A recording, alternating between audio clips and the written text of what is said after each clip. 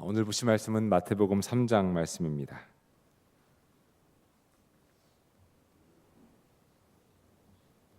마태복음 3장 말씀, 저와 여러분이 한 절씩 교독하겠습니다. 오늘은 성경 일독의 순서에 따라 3장과 4장인데요. 오늘 3장만 읽겠습니다. 제가 먼저 읽고 여러분들과 교독하겠습니다. 그 무렵에 세례자 요한이 나타나서 유대 광야에서 선포하여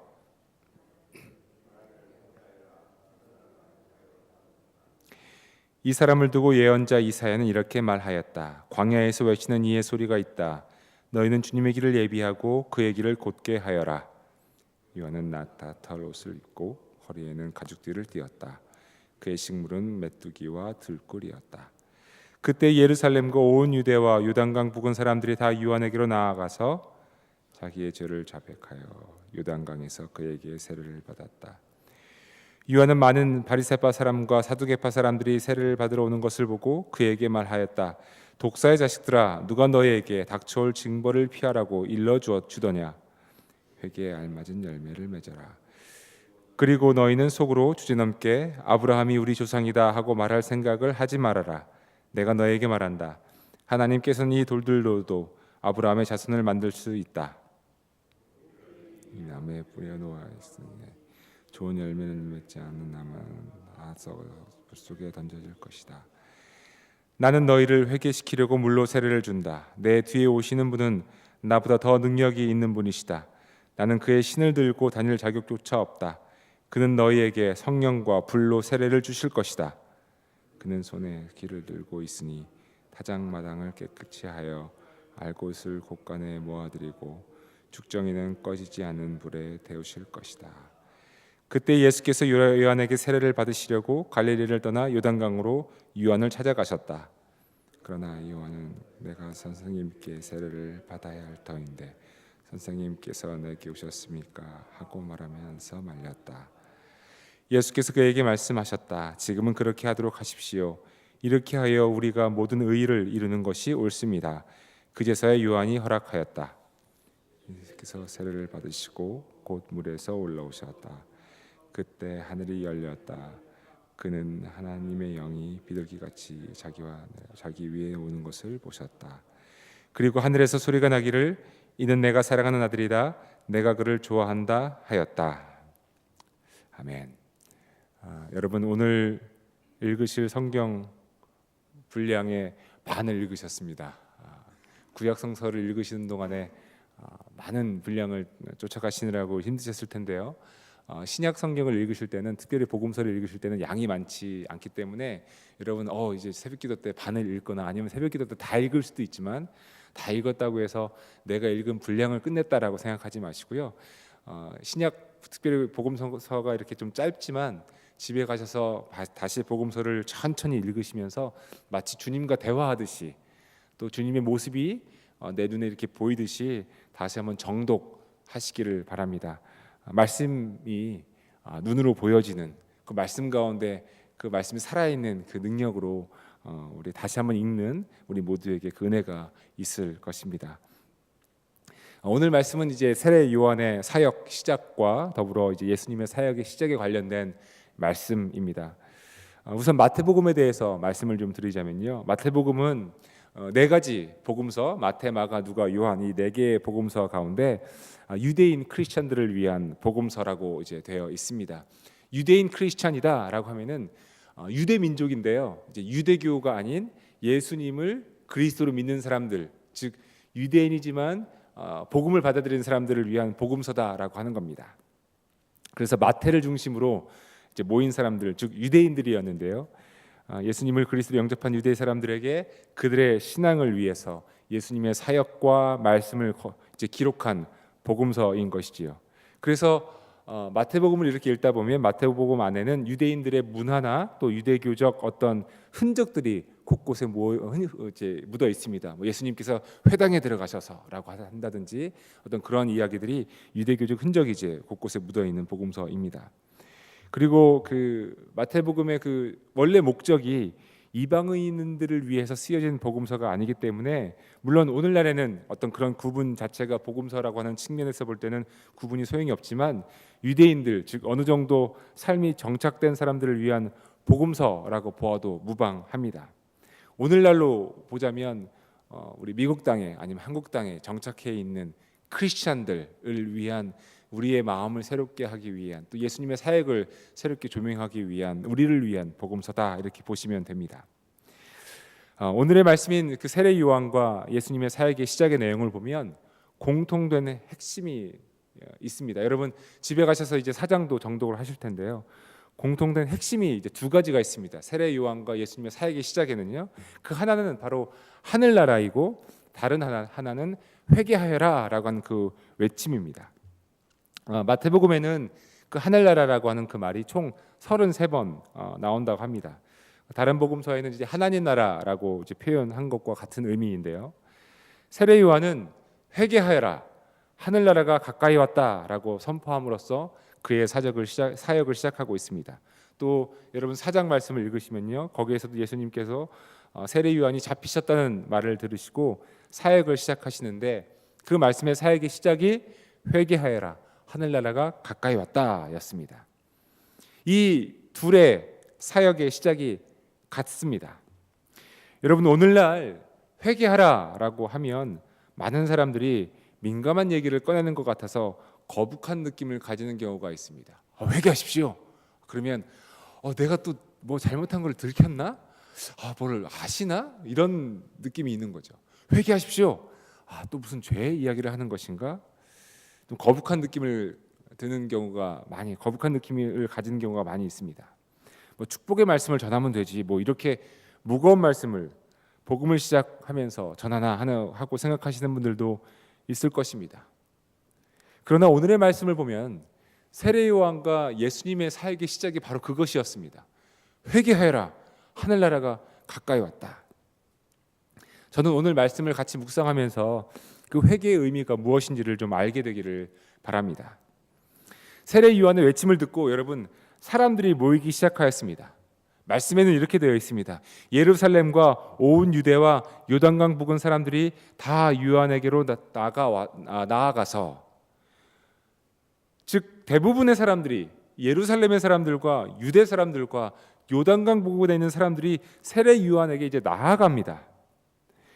세례 요한의 선포를 듣고 회개하라, 천국이 가까웠다라고 하는 선포를 듣고 세례 요한에게 나아간 것이지요. 그리고 성경은 3장 6절에 계속해서 이렇게 말하고 있습니다. 자기들의 죄를 자백하며 요단강에서 그에게 세례를 받았다. 자, 이 이야기의 전개 과정 속에 어떤 내용들이 좀 빠져 있는지는 모르겠지만 의아한 부분이 좀 있습니다. 왜냐하면 그 한 사람의 외침, 세례 요한 그 한 사람의 외침, 즉 하늘나라가 가까이 왔으니 회개하여라 하고 외친 그 외침에 사람들이 몰려들었고, 또 몰려든 사람들이 자기의 죄를 자백하며 세례를 받았기 때문입니다. 오늘날 만약 누군가가 회개하십시오, 천국이 가까웠습니다 라고 외친다면 얼마나 많은 사람들이 모여서 죄를 자백하고 세례를 받을 수 있겠습니까? 그의 외침에는, 세례 요한의 외침에는, 그의 메시지에는 어떤 힘이 있었길래 그랬을까 하는 의문이 드는 것이지요. 회개하십시오 라고 하는 메시지는 누구에게 찔리는 메시지일까요? 죄인이요? 회개하라 라고 하는 말을 들으면 죄인인 사람들이 내 죄가 이제 좀 너무 무겁나? 너무 많나? 하고 찔리는 것인가요? 내가 정말 잘못한 것이 많다고 느끼는 사람들이 회개하라고 하는 말에 찔립니까? 정말 그런 것인가요? 물론 그렇게 생각할 수도 있습니다. 그것도 틀린 생각은 아닙니다. 그런데 가만히 이 말씀을 묵상해 보면서 저에게 회개하라, 유진아 회개하라 라고 하는 어떤 외침이 들린다면, 그 외침이 내 마음을 찔릴 때는 내가 죄책감에 의해서 찔리는 것이 아니라, 내가 정말 죄가 많구나 라고 해서 찔리는 것이 아니라, 내가 정말 큰 어려움 가운데 있을 때, 큰 고난 가운데 있을 때 회개하라 라고 하는 말씀이 저에게 더 많이 찔리는 것 같습니다. 어려움 가운데 있을 때, 내가 원하는 일이 되어지지 않고 있을 때, 왜 이런 일이 일어날까? 왜 이렇게 어려운 일이 있을까? 라고 생각할 때 누군가 말씀을 통해서 아니면 메시지를 통해서 회개하라 라고 하는 말씀이 더 무게가 있다는 이야기죠. 정말 그 말씀이 나에게 정말 무게 있는 말씀으로 다가온다고 하는 겁니다. 내가 뭘 잘못해서 이 일이 일어나지? 내가 어떤 잘못을 해서 우리 집에 이런 시련이 찾아오지? 하고 느끼는 사람은, 그 마음이 무너진 사람은 회개의 마음에 그렇지 않은 사람보다 한 발짝 더 주님께로 나아가는 사람입니다. 어려움과 환난을 겪는 사람들은 무너진 마음, 아니 곧 무너질 것 같은 마음을 품고 살고 있습니다. 그렇죠? 무슨 일이든 승승장구하는 사람들은 모르는 고통과 환난 가운데 무너진 마음을 가지고 사는 사람들에게 회개하라라고 하는 말씀은 굉장히 특별합니다. 왜냐하면 회개의 말씀이 마음을 불편하게 하거나 두렵고 떨리게 하는 말씀이 아니라, 그렇게 마음이 무너진 사람들에게는 그 회개하라고 하는 그 말씀이 구원의 말씀이기 때문입니다. 다 죽게 되었다, 다 포기하게 되었다라고 느껴질 때, 다 모든 것을 내려놓아야 되는구나라고 느껴질 때, 모든 것이 다 날아갔구나라고 느껴질 때, 그렇게 느낄 때, 그래서 더 이상 다른 방법도 다른 수단도 없게 느껴질 때 회개하라라고 하는 그 말씀은 모든 어려움을 돌파할 수 있는 단 하나의 엄청난 능력의 말씀이 되는 것입니다. 그러니 세례 요한의 외침을 듣고 모여든 대부분의 사람들의 상황이 어떠했겠습니까? 모든 일이 다 잘 되고 자기 나라가 있고 경제적인 어려움도 없고 건강하기만 한 사람들이 세례 요한의 이야기를 듣고 찾아왔겠습니까? 아니면 나라를 빼앗기고 다른 민족의 눈치를 봐야 하고 경제적인 어려움과 건강의 어려움을 겪고 있는 사람들이 세례 요한의 외침을 듣고 찾아왔겠습니까? 회개하라는 말씀은 결코 두려운 말씀이 아닙니다. 새로운 돌파구의 말씀인 것이지요. 그리고 그 회개의 마음을 우리의 삶의 행실을 통해 보여주어야 한다고 또한 말씀은 이야기하고 있습니다. 요한에게 나온 사람들 가운데 다 그런 사람들만 있는 것이 아니었습니다. 누가 있었죠? 바리새파 사람들과 사두개파 사람들이 있었죠. 그들을 향해서 세례 요한은 입에 담기 어려운 욕을 합니다. 그들에게 요한은 회개를 통해 닥쳐올 징벌을 피하려고 온 사람들이라고 말을 합니다. 회개가 그 어려움과 고난과 마음 무너진 마음을 회복시키고자 하는 복음의 외침으로 삼지 않고 그냥 다가올 징벌을 피하고자 하는 작은 키 정도로만 여기는 그 바리새파 사람들과 사두개파 사람들을 향해서 누가 너에게 다가올 징벌을 피하라고 하였느냐라고 이야기합니다. 그러면서 회개에 합당한 열매를 맺으라 이야기합니다. 우리가 회개합니다 주님, 제가 회개합니다, 제가 잘못한 거 회개합니다 라고만 해서 되는 것이 아니라 회개에 합당한 열매, 즉 우리의 삶을 통해 드러나야 할 믿음의 열매가 맺혀야 한다고 하는 말씀인 것입니다. 또한 회개는 어떠한 것입니까? 회개는 개인적인 것만이 아니라 공적인 부분에 있어서도 회개는 요구됩니다. 무너진 마음을 가진 사람들을 향한 믿음의 돌파구, 구원의 능력으로서의 회개뿐만이 아니라 무너진 가정, 무너진 사회, 무너진 국가, 무너진 교회들을 향한 복음의 외침이 회개인 것입니다.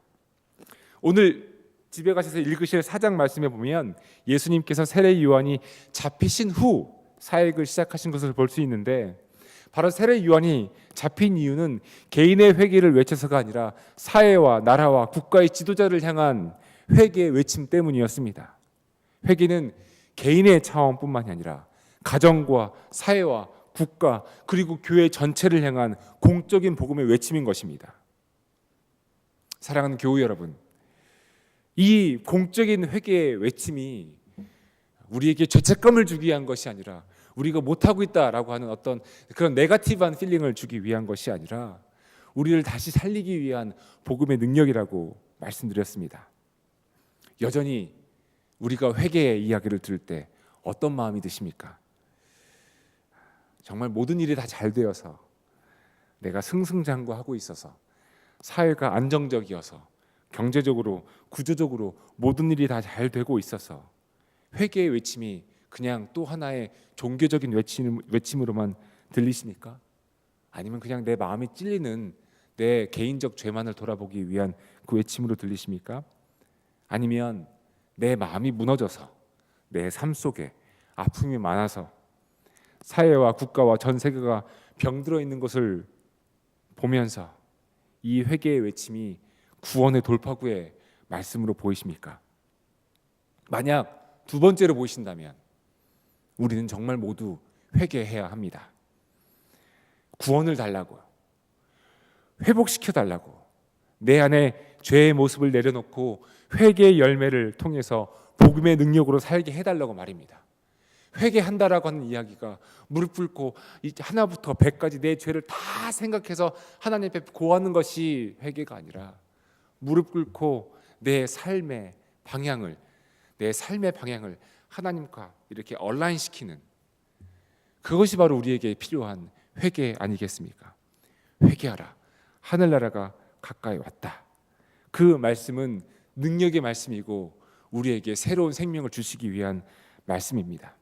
그래서 두렵고 떨리고 벌 받으면 어쩌나 하면서 덜덜덜 떨면서 부정적인 하는 어떤 그런 부정적인 회개가 아니라 하나님께로 나의 삶의 방향을 돌리고 무너진 마음이 다시 세워지고 망가진 자아가 회복을 얻는 회개의 역사가 우리의 가정과 우리 사회와 우리 국가와 또 우리 교회들에게 또한 우리 전 세계에게 있어야 하겠습니다. 마태복음 3장의 이 말씀은 마태복음 3장에만 있는 말씀이 아니라 오늘날 전 인류를 향한 외침의 말씀입니다. 회개하라, 하늘나라가 가까이 왔다. 복음의 능력이, 삶의 돌파구가 이곳에 있다라고 하는 그 말씀을 받고 오늘 하루를 살면서 하나님 앞에 하나님의 마음에 내 마음을 맞추고 회개에 합당한 열매를 맺기 위해 오늘도 복음을 붙잡고 사는 저와 여러분이 되기를 간절히 소망합니다.